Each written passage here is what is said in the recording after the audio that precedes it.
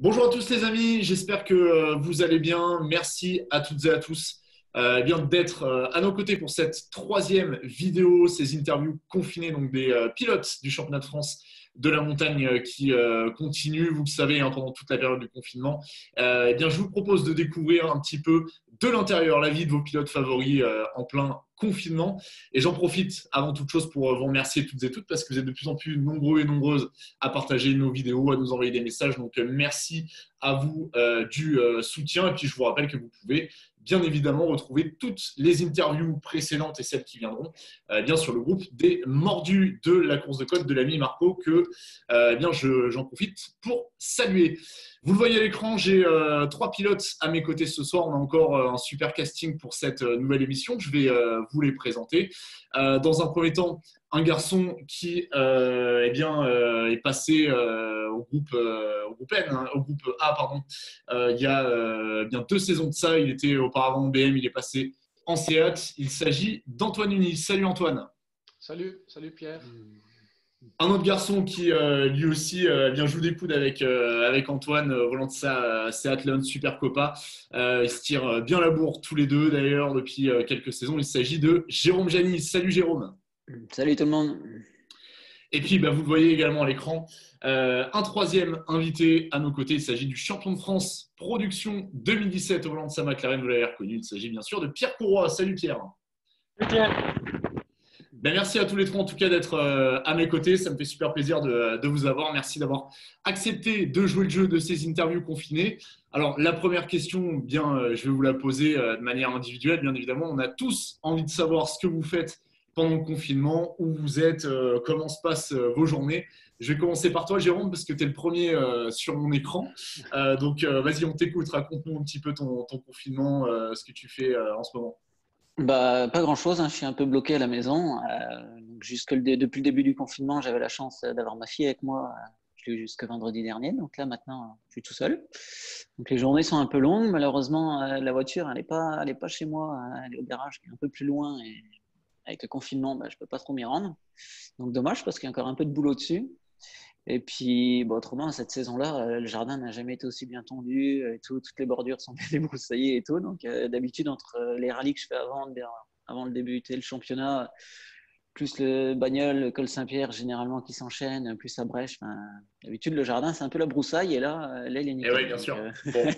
Il y a un avantage. Profite, il y a des avantages à ce confinement, quoi, hein. Voilà. C'est toujours cette prix. Merci à toi, Jérôme, en tout cas, d'être à nos côtés. Pierre, parle-nous un petit peu de ton confinement. Je crois que toi, tu es parti te mettre au vert, hein, si j'ai bien compris. Oui, exactement. Là, j'ai eu la chance de pouvoir choisir un peu l'endroit où je me confine.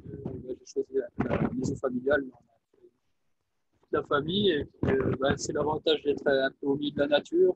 On a un peu de terrain, donc ça me permet de pouvoir en profiter. Donc, on fait des activités un peu en extérieur. Ça me permet de garder un peu la forme. Enfin, aussi un peu de nettoyage de printemps. On en profite. Et puis, je trouve des occupations. Je vais courir. Je me suis fait un petit terrain de VTT, donc ça me permet aussi de dégourdir un peu les jambes. Voilà, on s'occupe comme on peut. Tu retournes à tes premiers amours de bicyclette, alors, du coup, t'en profites un peu. Exactement. Ouais. Bon, c'est cool. C'est cool. Antoine, parle-nous un peu de ton confinement. Toi, tu es encore actif, hein. Tu as la chance de travailler, de sortir un peu de la maison. Oui, c'est vrai que moi j'ai la chance de toujours travailler. Donc c'est vrai que la semaine, c'est presque comme d'habitude, je dirais. Et après, c'est vrai que le week-end, je suis dans mon appart à Champagnole dans le Jura. Donc c'est un peu plus compliqué. Mais bon, après, je suis pas des plus à plaindre. J'ai mon petit Play-Sit, ma PS4, donc je peux me défouler Project Card, Dirt Rally, comme beaucoup. On s'occupe comme on peut, quoi. Bon, ça va, tu peux continuer de travailler les trajectoires, à défaut de les faire en vrai. Au moins, tu as au moins le play-sit pour travailler. Bon, super. Antoine, je vais rester avec toi parce qu'on va commencer par toi. Je vais avoir quelques petites questions à te poser. Vous le savez, hein, messieurs, le but du jeu aussi de ces interviews, c'est que les passionnés de course de côte en découvrent davantage sur vos carrières, sur les moments forts de vos carrières dans le sport automobile et puis sur ce que vous aviez prévu, hein. Je vais employer cette conjugaison-là pour la saison 2020 notamment. Antoine, toi, tu as commencé en sport auto, si je ne dis pas de bêtises, en 2014 hein, avec une Saxo Ah ouais. VTS que tu avais acheté et que tu as remonté avec ton père. Parle-nous un peu de ce début de carrière, comment ça s'est fait, comment ça s'est passé, pourquoi avoir choisi cette auto et parle-nous un peu de tes premières courses. Après, moi, comme beaucoup, j'ai toujours baigné dans le sport auto, parce que mon père, il faisait l'assistance à Jean-François Ganeva, qui est bien connu dans le milieu de la course de côte. Il a roulé en GT Turbo, Clio Williams, M3, Porsche Cup plus récemment. Et du coup, c'est vrai qu'à mes 18 ans, on a décidé avec mon père d'acheter cette Saxo qui était accidentée, qui faisait du rallye, qui n'avait pas grand-chose en termes de préparation. Du coup, moi, j'étais encore en études. Et, donc c'était un petit peu compliqué de la préparer. Je faisais ça le week-end, pendant les vacances. Du coup, on a mis 1 an et demi disons à ce qu'elle soit au top, quoi. Et du coup, j'ai commencé en 2014 à Donzy-le-Pertuis. Et j'avais fait troisième de classe, il me semble. Parce que c'est vrai que moi, j'ai jamais fait de karting, donc je savais pas vraiment ce que je valais en termes de pilotage. Ouais, c'était ta première expérience en sport auto. C'était le moment pour toi de découvrir un peu ce que tu valais, quoi. Ouais, voilà, ouais, je savais vraiment pas du tout à quoi m'attendre. Du coup, ça s'est bien passé. Et cette année-là, on avait fait 9 courses. J'en ai gagné quelques-unes, des podiums, et j'avais fait la finale à Limonest. Bon, et du coup, de là, tu passes à la BM en 2015, hein, c'est ça de mémoire. Pas dès le début de saison, je crois. Tu démarres avec la Saxo et après t'embrayes avec la BM un peu plus tard, hein. Ouais, c'est ça, on avait commencé le début de saison avec la Saxo. Et après, Jean-François Ganeva m'a prêté la M3. Donc pour moi, c'était vraiment extraordinaire, quoi. C'était un rêve, c'était une auto qui m'a toujours fait rêver. Et, du coup, bah, pareil, j'ai commencé à Donzy avec cette voiture. Et, bon, c'est vrai que par rapport à la Saxo, il n'y a rien à voir, quoi. C'est beaucoup plus puissant, la propulsion, etc. Donc j'y suis allé vraiment tranquille au début.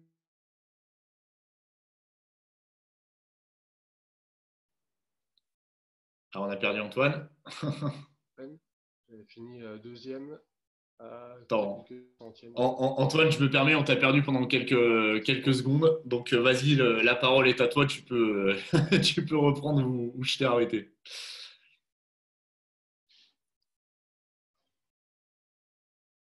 Tu m'entends?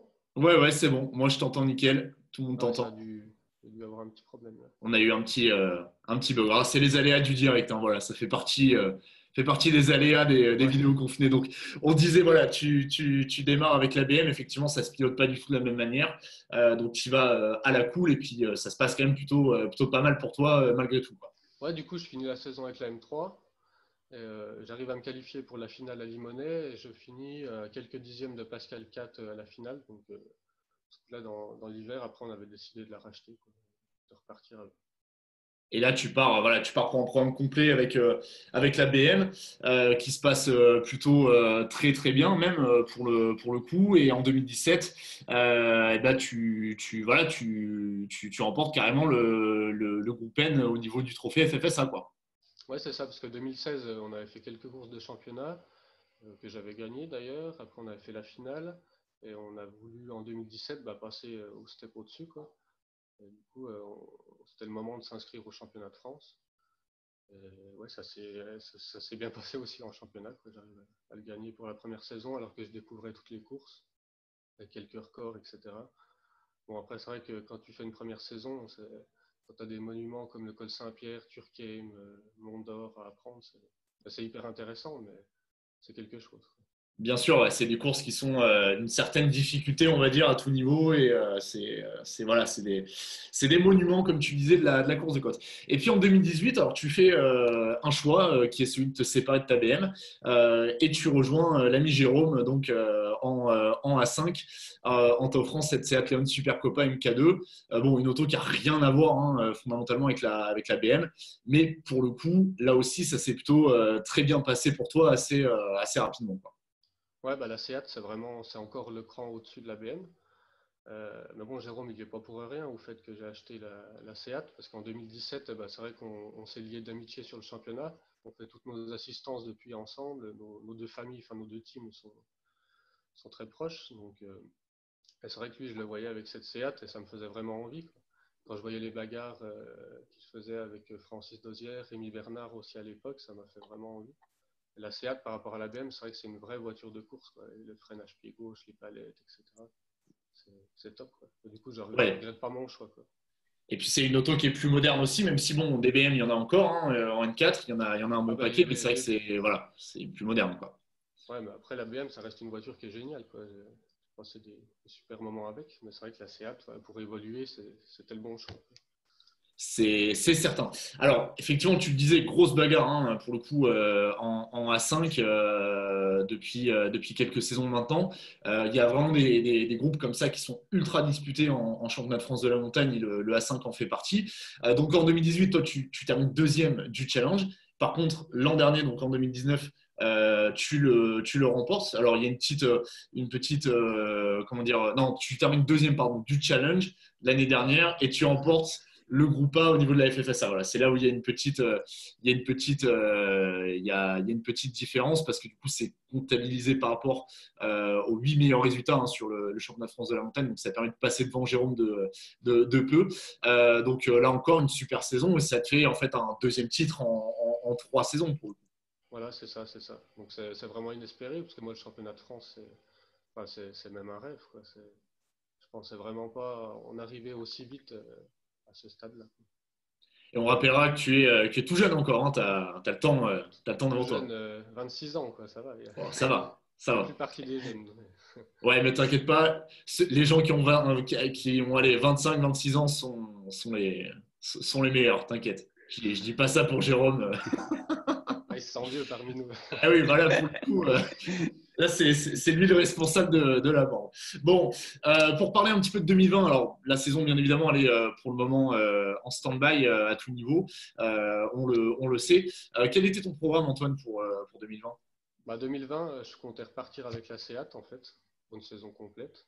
Mais c'est vrai que je l'avais mise en vente pendant l'hiver 2019. Bon, après, ça s'est pas forcément vendu comme je l'espérais. Et j'avais étudié pas mal de pistes, hein. J'avais regardé pour les Dorma 2 litres, tracking, même une MK3. Mais après, c'est vrai qu'il faut un budget qui est assez conséquent en plus. Faut redévelopper l'auto, il y a toujours des petites pièces à changer. Et là, avec ma copine, on a acheté une maison, donc on pouvait pas non plus. Enfin, j'avais pas forcément le budget pour tout ça, quoi, puis ni le temps. Donc du coup, c'était prévu de repartir avec la MK2, quoi, la Seat. Bon, la maison, c'est un bon projet quand même, ça va moins Oui, vite. Hein, c'est vrai pour qu'on faire voit des pas temps, trop ça ça. marche moins bien, mais bon, c'est quand même un projet sympa. Et donc, du coup, si je comprends bien, parce que tu nous parles de normal, tu nous parles de tracking, bon, le choix pouvait être assez large et ça n'aurait pas été impossible de te retrouver en CN, alors du coup. Ouais, carrément. C'est vraiment, en plus, il y a des super bagarres, surtout en CN2 litres. Et pas mal de jeunes, donc ça m'attire bien aussi, quoi. Ça aurait été intéressant, en tout cas. C'est vrai qu'effectivement, la bagarre, un peu comme chez vous en A5, elle est costaude. Merci beaucoup, Antoine, pour tes réponses. Et du coup, on va continuer dans le A5, puisque je vais maintenant me diriger du côté de l'ami Jérôme. Jérôme, donc toi, tu démarres en course de côte en 2003, hein, je crois, hein, c'est ça, hein? Ouais, c'est ça, en 2003. Ouais. Tout juste à 18 ans, hein, à peine quelques mois de permis. Un peu comme J'ai Antoine, démarré. hein, le permis passé, et puis c'est parti pour le sport. Voilà. Ouais. Donc moi, en fait, mon père faisait déjà de la course de côte. Hein, donc depuis gamin, je vais sur les courses de côte. Hein. Le Mont d'Or, 4 ans, je crois. À Brèche, je devais avoir 3 ans. Enfin, voilà, vraiment toujours tout jeune sur les courses de côte. Donc le seul truc qui me manquait, c'était le permis, quoi. Donc dès que j'ai eu le permis, aussitôt la licence. Et j'avais même envoyé mon engagement. J'aurais dû démarrer par le Mont Ventoux, normalement, en 2003. Sauf que le jour où j'ai envoyé l'engagement pour le Ventoux, le lendemain, j'avais la convocation pour aller passer mon BEP à 60 bornes de chez moi. Ah ouais, ouais. Ah, là, pour le coup. Quand on allait au Ventoux, quand on rentrait, c'était 4-5 heures du matin, quoi. Donc pour être à 7h30 à 60 bornes de chez moi le lundi matin, c'était un peu compliqué. Donc, bon, du coup, avec ça un s'est peu de fait. recul, tu aurais peut-être pu faire le Ventoux et repasser le BEP l'année d'après, parce que du coup, après, il n'y a plus beaucoup eu de. Ouais, j'ai eu la chance de pouvoir le faire quand même 3 fois. Donc, ça va. Mais voilà, puis j'étais pas très en avance dans les études, donc fallait mieux privilégier ça. Mais du coup, ça a été Schirmeck, quoi. Après, voilà, à l'époque qui était encore en championnat de France en première division. Enfin, il n'y avait qu'un championnat. Donc, j'ai démarré avec ça. Et puis, ouais, 2003, j'ai fait Schirmeck, Vullafan, Mont-d'Or et Limonest. Et l'année d'après, j'ai récupéré en 2004 l'Ibiza Gruppa de mon père et j'ai déjà fait un peu plus de manches du championnat. Et puis 2005, 2006, 2007, à l'époque, on avait monté un beau projet avec Seat France. Mon père était concessionnaire Seat. Et 2005, en plus, c'était la 20e année qu'ils faisaient la marque Seat. Donc, on avait monté un beau projet avec eux et j'avais pu avoir une Léon déjà. Mais à l'époque, une Groupe N, quoi. Et qui était faite pour le rallye, donc qui n'était pas spécialement adaptée à la course de côte, mais ça m'a permis de rouler 3 ans, de bien découvrir les épreuves et prendre quand même du plaisir, quoi. Après, le problème de la Léon, c'est que j'étais en N4, donc avec les M3, donc c'est… C'était un peu défavorisé dans le peloton des BM, mais voilà. Bon, tu as fait quand même quelques perfs sympas. Enfin, moi, j'ai souvenir Ouais. qu'elle marchait plutôt bien cette auto quand même. Ouais, ça allait bien. Après, voilà, vu que la voiture était assez typée rallye, donc quand c'était gras, forcément, c'était bien, quoi. Il y avait moyen de se rapprocher des BM, voire d'être devant quelques-unes. Par contre, dès que c'était sec totalement, il n'y avait rien à faire, quoi. Bien sûr, bien sûr. Mais Et donc, 2008, si je dis pas de bêtises, 2009, tu passes à la Civic, c'est ça, hein? c'est ça, ouais. Ouais. 2007, 2009, tac, tac, tac. Non, 2008, ouais, la première Civic. À la base, qui était un copain, elle était chez moi dans le fond de mon garage, elle ne roulait pas, et il voulait la vendre. Et il s'en occupait pas du tout. Donc, quand, des fois, il me disait, il y a quelqu'un qui vient la voir, elle était au fond du garage, pleine de poussière et tout. Enfin, j'étais même pas prévenu avant. Donc, un jour, j'ai dit, écoute, si tu veux la vendre, de toute façon, il faut la faire rouler. Donc, j'ai dit, tu me la prêtes toute la saison et en fin de saison, je m'engage à te la vendre. Et en fait, ça C'était m'a le bon tellement. plan, du coup. Ouais, pour moi, c'était le bon plan. Elle n'était pas très, très belle en carrosserie. Voilà, on fait 2-3 bricoles pour la rendre un peu plus belle. Et puis, ça s'est tellement bien passé qu'en fin de saison, c'est moi qui lui ai racheté, en fait. Bon, voilà, il a trouvé un client. Donc. Voilà, ça me plaisait vraiment et tout. Donc, j'ai racheté sa Comme voiture. quoi, tu lui as pas menti, il fallait la faire rouler pour la vendre. Voilà, c'est ça. Voilà. Donc, la voiture me plaisait bien. Par contre, la caisse, l'arceau et tout, c'était un peu léger. Donc, dans l'hiver, on a remonté une caisse qu'on a fait nous entièrement. Partie d'une caisse de série. L'arceau, c'est Nico Verver qui l'a fait pour avoir quelque chose de vraiment bien costaud et tout. Et puis, ça marchait très bien, la voiture marchait bien, on avait fait le moteur, enfin tout. Et puis, Vullafan, je l'ai mis sur le toit. Donc, la saison 2008, c'est un peu… 2009, c'est un peu arrêté brutalement. Donc, c'est tout. J'en ai Et après, profité. T'es parti un petit peu en rallye aussi, de mémoire. Alors, rallye, T'as eu en Porsche aussi. J'avais déjà tenté le rallye en 2007. En 2007, j'ai fait la Coupe Suzuki, en plus du championnat de France de la montagne que je devais continuer parce que Seat, on s'était engagé sur 3 ans avec eux.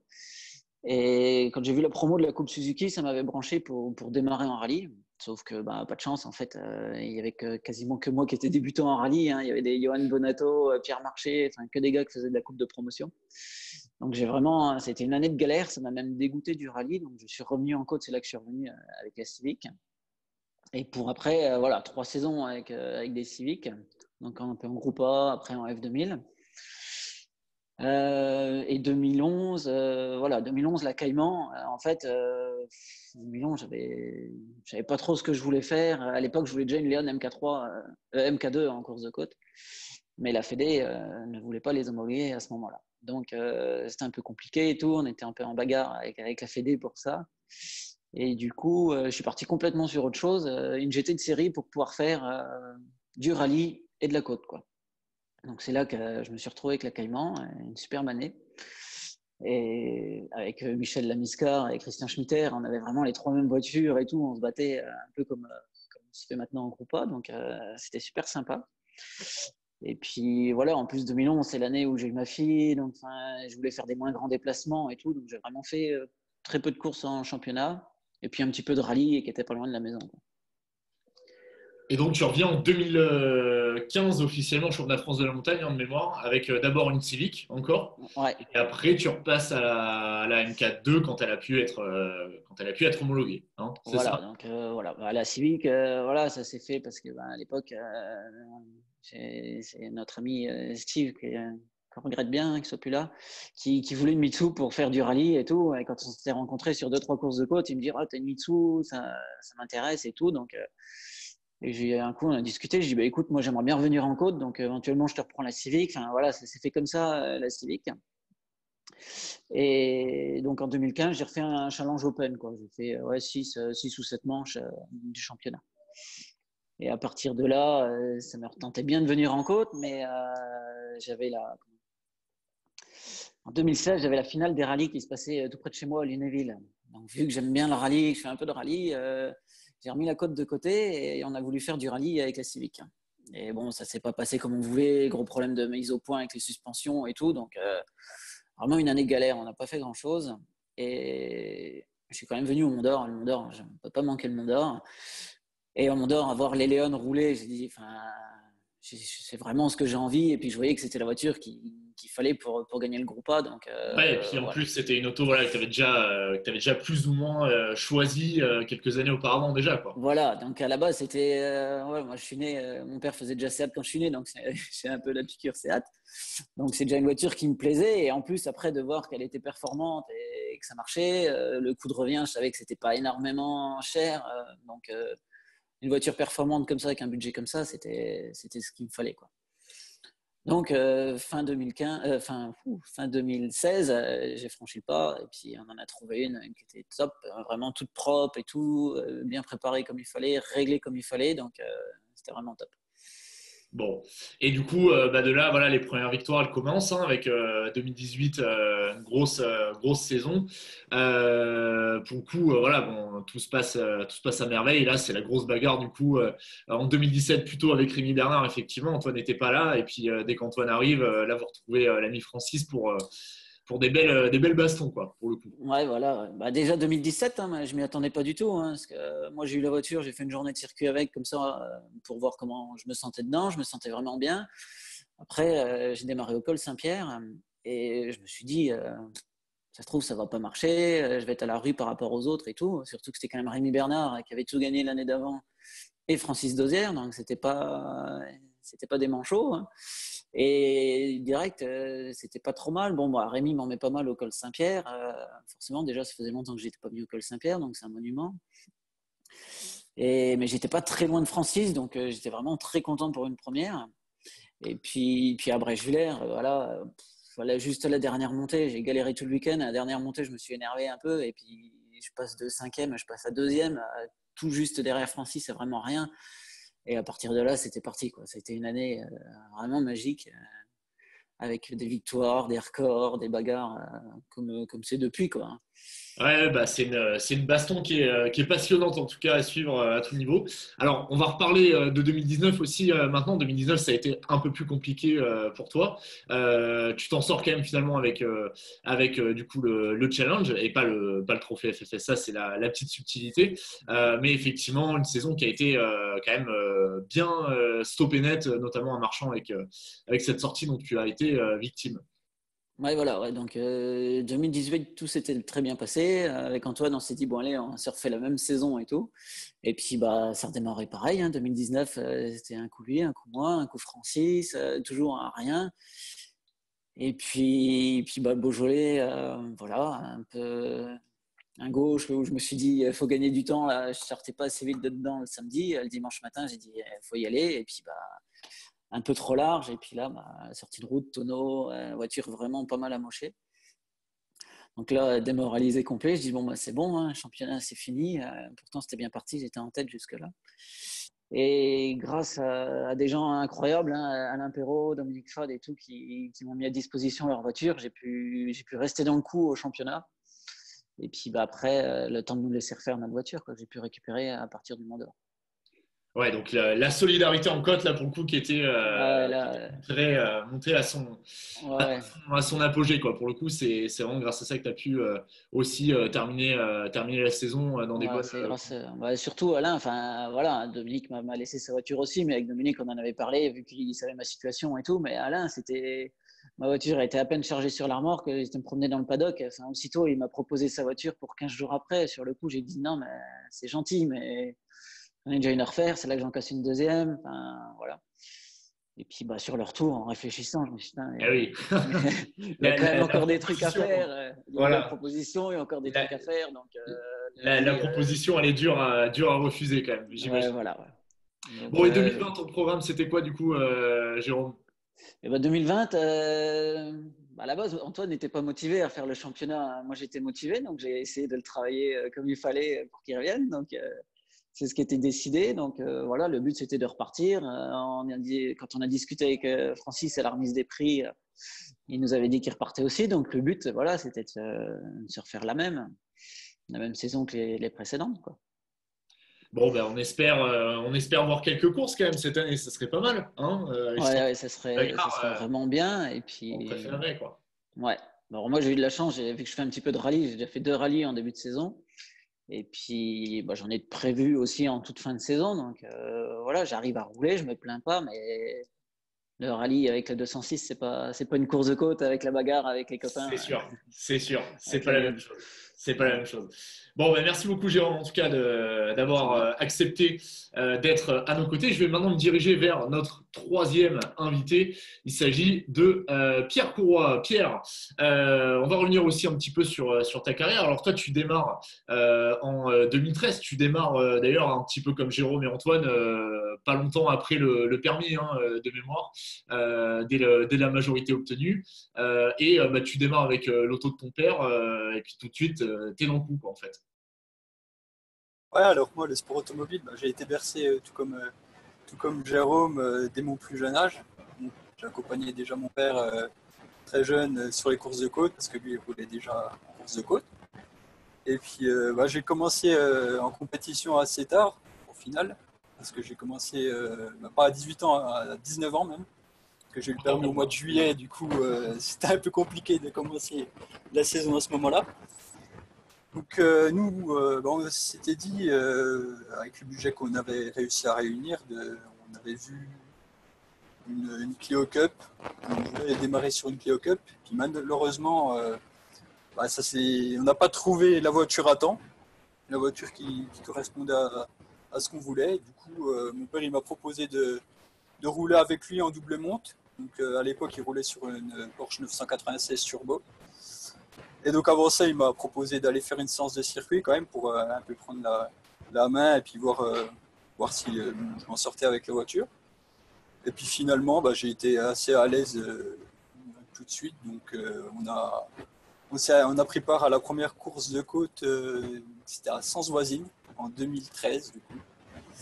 Et bon, l'objectif c'était de prendre la main, de voir un peu, prendre mes marques, etc., un peu découvrir la discipline de la course de côte. Et puis dans mes souvenirs, je crois qu'on était 7 dans le groupe. Et à l'issue des 3 montées de course, j'ai remporté le groupe. Alors à la grande surprise de mon père et puis moi surtout.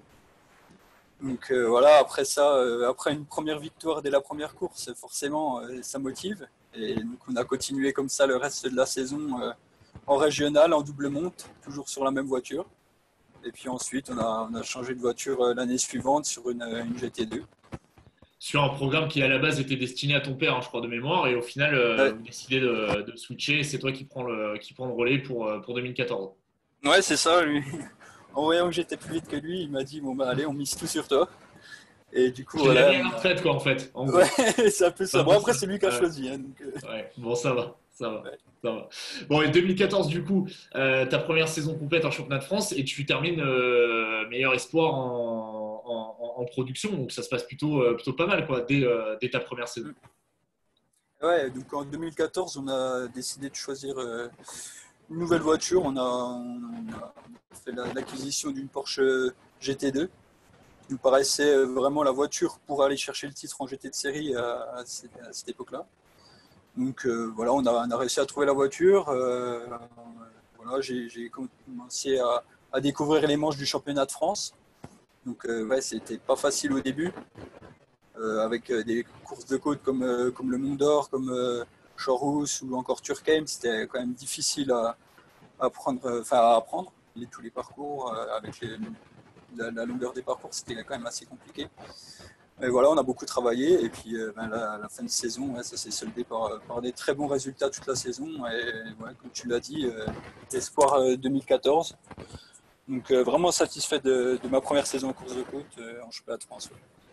Donc tu restes avec cette auto en 2015, tu termines troisième hein, du championnat production. Et 2016, changement de braquet, on passe à la Cup. Ouais, c'est ça. Alors moi j'avais fait en fin 2015, j'avais fait les scholarships pour Carrera Cup Scholarship.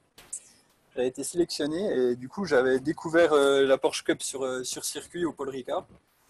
Et puis ouais, c'était la première fois que je montais dans une vraie voiture de course. Et ouais, c'était autre chose, c'était vraiment fabuleux. J'ai adoré et tout de suite j'ai été j'ai tout de suite adoré. Et du coup, bah, on a fait l'acquisition d'une Porsche Cup, une 991 Cup, donc, pour la saison 2016. Et donc de là en GTTS, donc la catégorie ultime en production, voiture fermée. Et ouais, tout de suite des belles performances. Bon, ça a été un peu compliqué au début d'adapter la voiture à la course de côte. Mais bon, ça a été assez rapidement. On a réussi à être dans le coup face à Nicolas Verver. Et bon, j'ai gagné, je crois, à Saint-Guano, la première course de côte que je gagne en production. Donc ouais, super, c'est le quatrième manche du championnat ouais, quatrième manche du championnat. Quatrième ou cinquième même peut-être. Cinquième, ouais, cinquième, Ouais. cinquième manche du championnat. Donc ouais, c'était génial de pouvoir gagner dès la cinquième manche. Cool. Ouais, c'était top. Et puis de là, bah, j'ai continué les bonnes perfs. Et puis jusqu'à la fin de saison où je termine troisième du championnat. Donc super. Et en parallèle de ça, du coup, tu te mets au circuit aussi. Alors, je sais pas exactement si c'était en 2016 ou Ouais, c'était 2015, 2016. mais voilà, c'est 2016. Ouais. Et là, du coup, tu entames un programme. Je crois que tu étais en RCZ Cup C'est ça. au début, hein, c'est ça, ouais, voilà. Ouais, Donc, du coup, ouais. 2016-2017, j'ai voulu, bah, à l'issue de la Porsche Scholarship, j'avais l'ambition de découvrir le circuit. C'était une discipline qui m'attirait beaucoup depuis toujours, en fait. Et du coup, bah, on a cherché un peu la catégorie qui répondait le mieux à notre budget. Et voilà. Et du coup, bah, c'était la Peugeot RCZ Cup. Donc j'ai découvert la discipline en Peugeot RCZ Cup. Bah, c'était compliqué pour moi au début parce que bah, j'ai démarré sur une propulsion et là passer sur une traction, c'est vrai que c'était un peu compliqué, assez déroutant au début. Surtout que la Peugeot RCZ Cup était assez compliquée à appréhender. Et voilà, j'ai pu engranger beaucoup d'expérience durant ces 2 saisons en RCZ Cup. Et voilà, ça m'a permis de vraiment progresser à ce moment-là. Et voilà, c'était top. C'était vraiment des belles saisons et des belles saisons. Bon, et après, donc, retour en course de côte. Et en 2017, bon, là, tu changes de braquet et tu viens proposer peut-être une des plus belles autos qu'on ait vues en production ces dernières années, la fameuse McLaren MP4 12C, donc, que tu pilotes depuis 2017. Bon, c'est une auto, à mon avis, qui doit être juste exceptionnelle à piloter, j'imagine. Ouais, c'est clair, ouais. En fait, bah, après 2016, en fait, en voyant que bah, il commençait à avoir des GT3, des voitures de catégorie GT3 arrivées en course de côte, on s'était dit bah, il va falloir vite changer de monture pour continuer à être un peu dans le coup. Donc au début, on avait trouvé une Lamborghini bah, comme celle de Philippe Schmitter avant qu'il ait la Mégane RS01. On en avait trouvé une en Espagne, on est allé la voir et tout. Et finalement, 2 jours après, elle a été vendue. Donc, bon, bah, on a dû revoir un peu d'autres pistes. Et puis entre-temps, j'ai été invité chez McLaren par le biais d'un ami, chez McLaren à Woking en Angleterre, pour découvrir bah, leur technical center, tout le staff, enfin quelques personnes du staff de chez McLaren, la fille de Bruce McLaren. Donc c'était une super opportunité pour moi. Et puis bah, en discutant avec eux, en leur expliquant tout ce que je faisais, la course de côte, tout ça, ils ont tout de suite été intéressés par ce que je faisais. Je les ai tout de suite sentis intéressés par ce que je faisais. Et puis là, ils m'ont proposé de faire quelque chose, de me proposer une McLaren pour pouvoir rouler en course de côte. Et puis faire un programme voilà, avec une McLaren. Bon, au début, c'était un peu, ouais, je ne le sentais pas trop au début, mais au final, écoute, le lendemain, on a essayé des McLaren. des McLaren de série sur le circuit. Et bon, c'est le même châssis qu'en GT3, donc j'ai pu voir ce que ça donnait. Et c'est vrai que c'est des sacrés autos. Enfin, c'est des sacrés autos.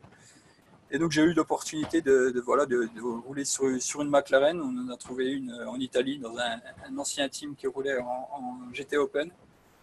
Donc on a trouvé cette McLaren et puis écoute, au début en fait on n'a pas été prêt du tout parce qu'en fait on a réussi à être prêt 2 semaines avant bagnole. C'est une auto à appréhender en plus, ouais. Ça doit être, ça a rien à voir quoi. Ouais, déjà la Porsche Cup c'était rien à voir par rapport à une voiture de série. Là, la McLaren, fallait un peu de staff et puis connaître vraiment la voiture et puis tous les aléas mécaniques qu'il pourrait y avoir.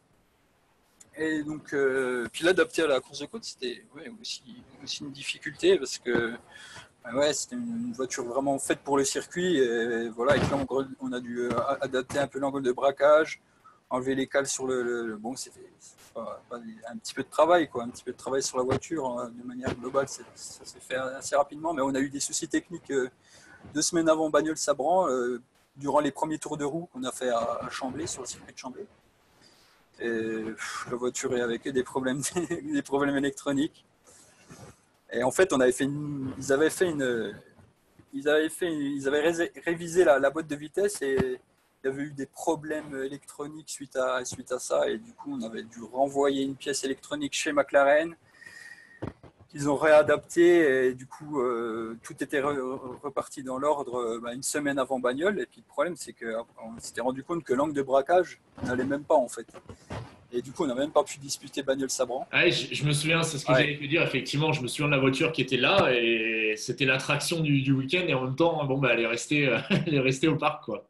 Et du coup, on a commencé la saison au Col Saint-Pierre. Voilà, c'était la deuxième fois que je prenais le volant de la voiture. Et écoute, tout de suite à l'aise avec la voiture, vraiment génial. Super. Et tout de suite, victoire, record de la piste dès la première course. Donc, le top, génial. Ouais, le top. Et puis du coup, de là, tu vas remporter le championnat de France en production en 2017. Et après, 2018-2019, c'est vrai que tu as eu des programmes un petit peu saccadés avec notamment du circuit où on te voit de plus en plus. Et tu étais notamment cette année au volant de l'Alpine, justement en GT4. Parle-nous-en un petit peu. C'est une auto qui te ferait envie, toi, pour la course de côte, pourquoi pas un jour? Ouais, écoute, voilà, ça va être ma 3e saison, je l'espère, cette année en GT4. Voilà, j'avais fait la première saison sur une Ginetta, superbe voiture aussi. Et voilà, j'ai pu prendre mes marques en GT, en circuit, en championnat de France. Donc vraiment un super championnat, vraiment, c'est vraiment le top pour prendre ses marques et puis pour apprendre beaucoup et puis progresser au niveau du pilotage. Ça me permet de faire un peu plus de roulage qu'en course de côte. Donc je progresse plus vite et voilà, c'est top. Et ouais, donc depuis l'année dernière, on roule sur une Alpine GT4. Superbe voiture, vraiment équilibrée. Écoute, ça se comporte comme un karting presque. C'est vraiment facile à conduire. Et cette année, je m'étais dit pourquoi pas faire quelques courses, faire au moins une course avec l'Alpine en course de côte, voir un peu ce que ça donne. Sympa. Ça c'est sympa, c'est vrai que c'était un peu l'objectif. Je m'étais dit, tiens, pourquoi pas Dunière, c'est un peu sinueux, ce sera peut-être adapté à l'Alpine. C'était dit ça, donc voilà, à voir. Ça va être compliqué.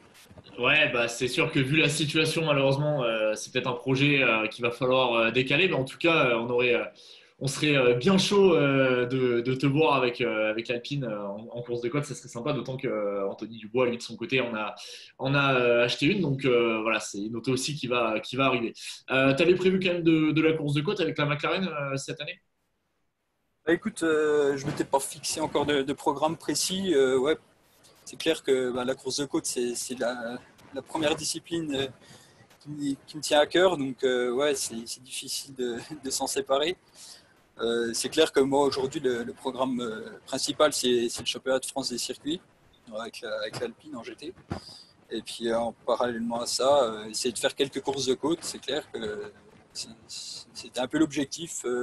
J'aurais bien aimé j'aimerais bien faire vraiment les courses de côte qui me plaisent à travers la France, à travers l'Europe, voilà, les tracés vraiment que j'affectionne particulièrement, quoi.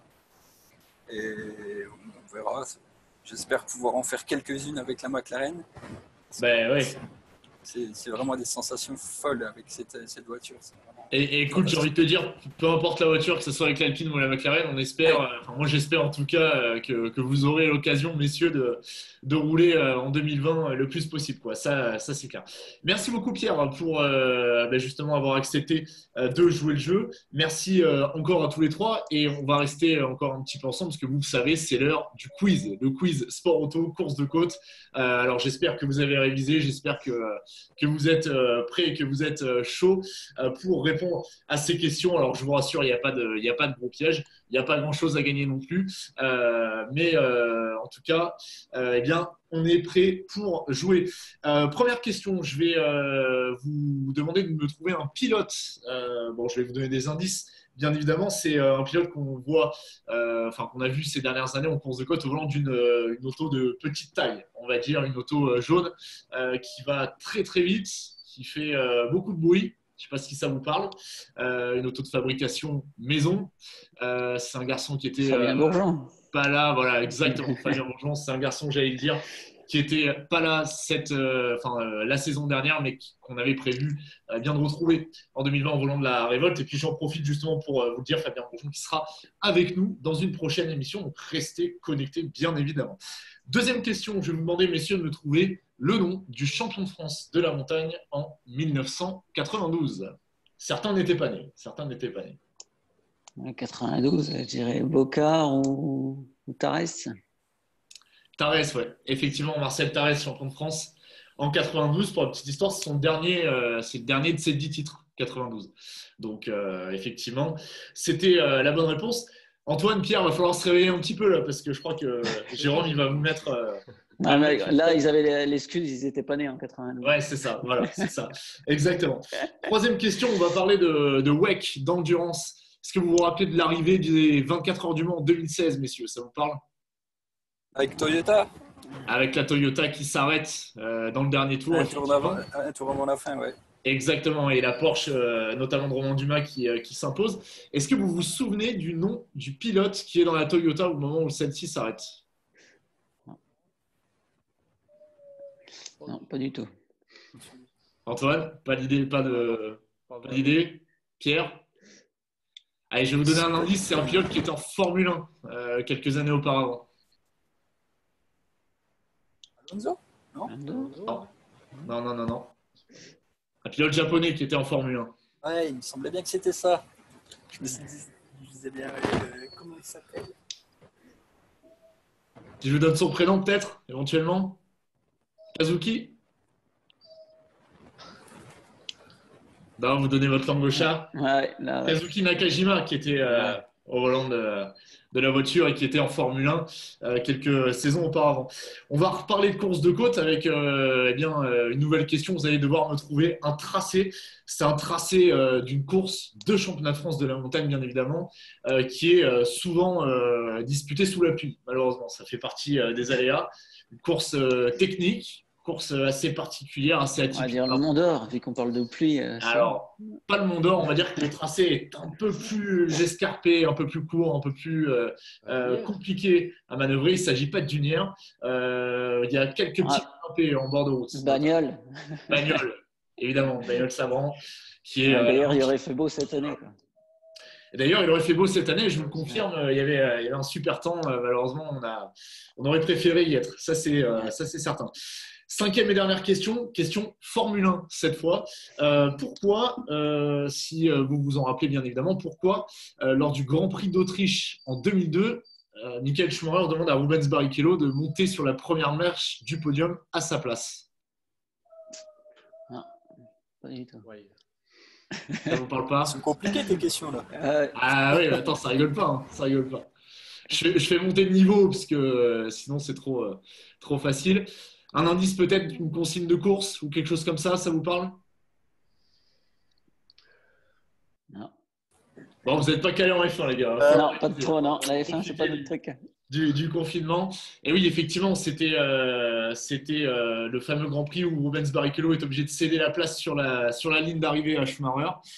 Donc c'est Schumacher qui gagne alors que Barrichello avait gagné le Grand Prix, du moins sportivement, et donc il le laisse monter sur le podium à sa place sous les huées du public. Ça avait valu de très nombreuses critiques. Merci à vous, les amis, d'avoir été à mes côtés ce soir. C'était un plaisir de vous recevoir. Le mot de la fin, si vous le souhaitez, si vous avez des choses à rajouter, n'hésitez pas. Vous pouvez me couper si vous voulez remercier qui vous le souhaitez. N'hésitez pas. Voilà, c'est une tribune libre. C'est pour vous.